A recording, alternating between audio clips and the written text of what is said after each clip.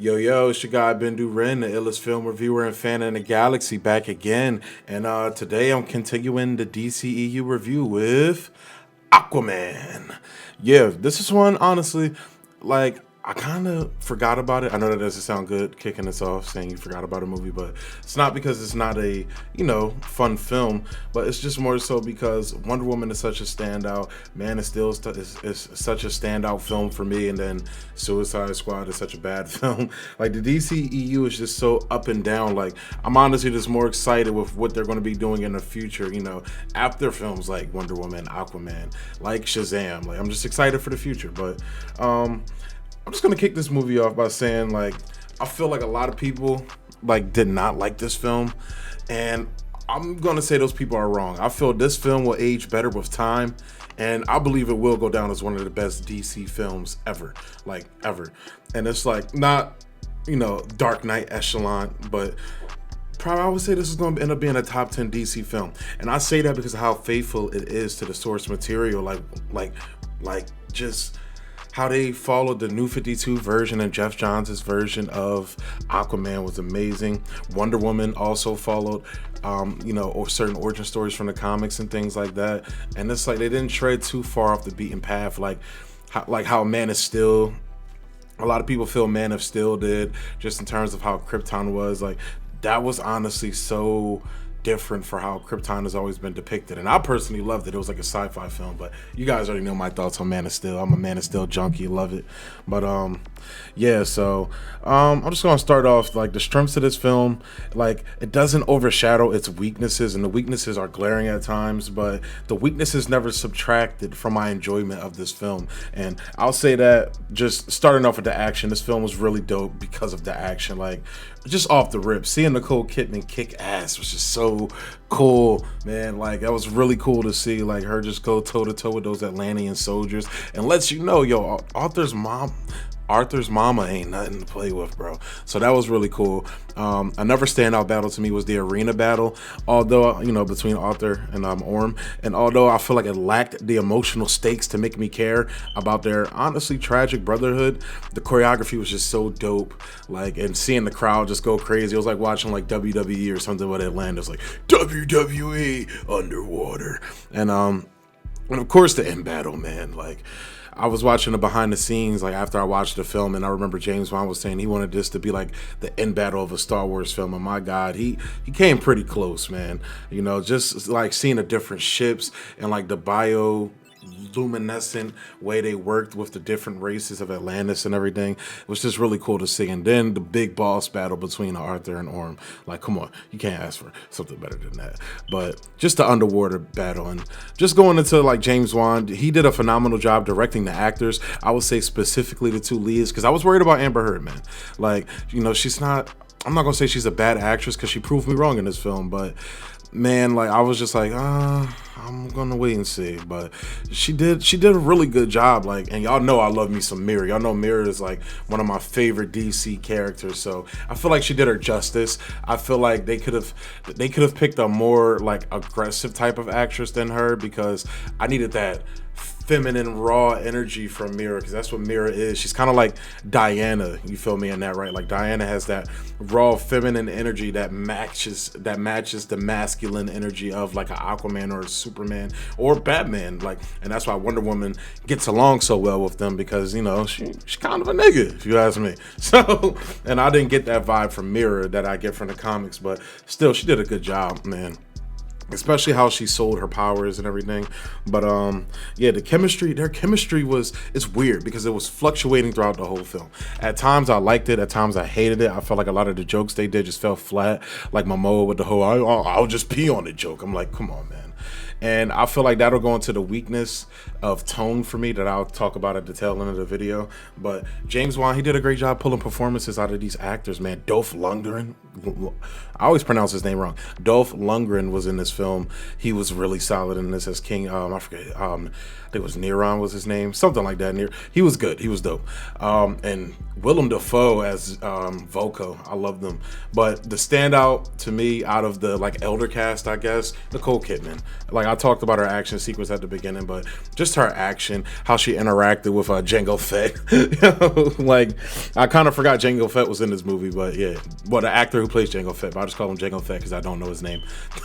But he was even good too as Arthur's dad. So I really liked that, especially their scene in the bar when they were drinking. He's like, "You want a sippy cup for your beer?" That was funny. And then the interaction they had with the badasses that you thought was going to turn into a bar fight, but really it turned into a selfie montage of them partying and Jason Momoa being Jason Momoa. So yeah, and just going to Jason Momoa, the dude's very charismatic, man. Like, I've always seen him be the backdrop of films, like even in TV shows and Game of Thrones, and sometimes not even getting a lot of lines. But the dude is such a charismatic actor, man. Like, he was a standout for me in Justice League, like him and Ray Fisher as Cyborg, but he was really good in this film. Like, when he had to hit the emotional beats, he did it, which is why, again, the tone, they didn't have enough of those beats for him to do. So I'm just gonna keep moving. James Wan did an amazing job directing these actors. So I will also say, between Mira and specifically Momoa and Amber Heard, I would say that I would have appreciated more of the behind the scenes chemistry they had, because again, I'm one of those people that watch the special features on movies because I'm a movie head, and they have such a dope relationship, man. Like, just seeing them behind, they're literally like, you see, like, they have a completely platonic, working, like, non-sexualized, like, type of friendship on set. Like, literally, they're like, it was like watching two bros hang out. And I wish they would have added more of that into it, more than trying to push, well, she's hot, he's hot, haha, they're gonna make out. Not really. Let's eat roses to make it funny. And it was like, okay, sometimes it's kind of cheesy. But I thought the story was great, not the script. The story, though. The story was great. It was damn near a straight up adaptation of Throne of Atlantis. Like, just the whole concept. I don't know, man. I like the cheesy aspect of how love basically saved, like, the two worlds, I guess, between the land and the sea. I like that. It was kind of cheesy, but I liked it, man. But the standout by far in this film, aside from the action, was the VFX text. Wow, I can't believe I wrote text. The visual effects technology that they literally created to do this film, because, like, this is something that nobody thought you can do. And I'm gonna be real, it truly immerses you into the never before seen world of Atlantis. Like, you're just there, man. And it's like everything from how they depicted them underwater. Now, the way they talk, sometimes the modulating of the voices can get annoying, but it works, and sometimes when they swim, it look kind of awkward and weird, like, especially with Patrick Wilson, him floating around there. He's going to be in my weaknesses. I'm sorry, I love Patrick Wilson. He's an amazing actor. Night Owl, love him, but he gotta hold his L for this. That's not his fault, but he gonna hold his L. But how they designed Atlantis, man, and y'all gonna hate me for this probably. I'd rank the set design like akin to that of Wakanda and Black Panther. Now, no, let me give that with an asterisk next to it. However, I wish they'd dove more into the culture of Atlantis, which didn't make the overall set design pop to everybody, but me being a film head and understanding visual design and effects and all that, how painstakingly that could take, they put a lot of detail into the city of Atlantis when you got there, and it was just beautiful to see the bioluminescence of the city, and how, like, just, it reminded me of Avatar a lot. And I'm not a fan of the Avatar film, I hate the film, but the visual effects is revolutionary, you can't deny that. And I feel like that's really why most people like the film, not for the story, for the visual effects, but whatever, I'm a hater, I guess. But yeah, again, I wish they would have dove more into the culture of Atlantis, which finally leads me to the weaknesses of this film, which are, I would say, literally everything can be stemmed from how shallow the script and character developments were handled. Like, Ocean Master's whole plan and everything, like, his motivations were, like, justified kind of, but they didn't flesh them out enough. It was almost as if he didn't have any. He was just bad because he had to be. And I would say the same. And although I rocked with him heavy because I love Yahya, that's my guy, man. Him as Dr. Manhattan was amazing. I first got introduced to him in the Get Down, and I always say his name wrong. I believe it's Yahya Abdul Mateen II. I believe that's how you say it. If I'm butchering your name, I'm sorry, because I think you're one of the best black actors in Hollywood right now, dude. Like, you get slept on. But Yeah, but his backstory was so one note and then overcooked sometimes. I always forget the old head actor that plays his dad. He always plays like the cheating ass nigga in the Tyler Perry movies and everything. Like he get caught. Me look, baby, I love he that nigga, but he's a good actor and he just overcooked it sometimes. And but I felt like he was redeemed by the badass aura he gave off, just like the whole fight in Sicily when they fought. Like that was another action sequence that stood out. Like he was redeemed by how badass he was, and then that post credit scene, man, that they really set him up. But in this film, he could have been so much better because. Like, if you read the New 52 Aquaman series, I wish they would have done more of that and made Arthur like he was a badass in this film, but I wish they would have made him more of a dick and how like him like not coming to terms with the duality. It was kind of like he's kind of like a mixed race person that has like this, you know, constant conflict within them about, you know, their ethnicity and which ethnicity they embrace the most. That's what they could have got to in the heart of this film, and they just didn't do it. And it was like you could have went there, like you swung big with all these other things within the film, the visual effects, and it's like you just fell flat on the script, man. Like so.